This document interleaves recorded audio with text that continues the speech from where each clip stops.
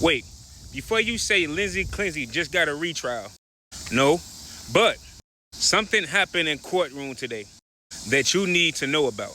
You see, Lindsey Clinzy defense attorney Kevin asked the judge for a mistrial today. Why? Because during prosecution testimony, Dr. Kirk Heilbron, or however you say his name, brought up Lindsey Clinzy Catholic faith while discussing his suicide. The defense objected. You see, the judge agreed that the religious reference was inappropriate, and Richardson asked for a mistrial, but the judge said no. Instead, he instructed the jury to disregard the religious reference, and the trial continued. Now here's where this gets very interesting, because I've been telling y'all that this case isn't as simple, or she's crazy, or she's evil. Look at what's happening with the psychiatrist, like testimony, you feel me? The defense experts, Dr.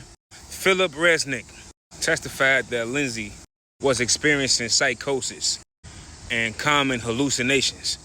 But now the prosecution is fighting that interpretation with its own experts. Dr. Avram Mack testified that Lindsey had major depression but was not psychotic. Then Dr. Kirk testified that she had bipolar disorder but also rejected the defense explanation of psychosis. So let me ask you something. How can two qualified mental health professionals evaluate the same person and come up with two different conclusions about what's happening inside of her brain? That is the conversation that I want to have. Because social media wants everything to be black and white, crazy or normal, monster or victim, guilty or innocent. But mental health doesn't operate like TikTok. And now we're literally watching competing psychiatrists' interpretation play out inside of the courtroom. And here's another dagger. The defense isn't arguing that the children didn't die.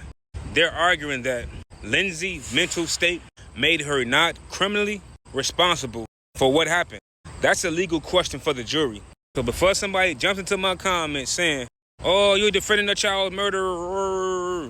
No, I'm asking you to understand the mental health question in the center of the trial.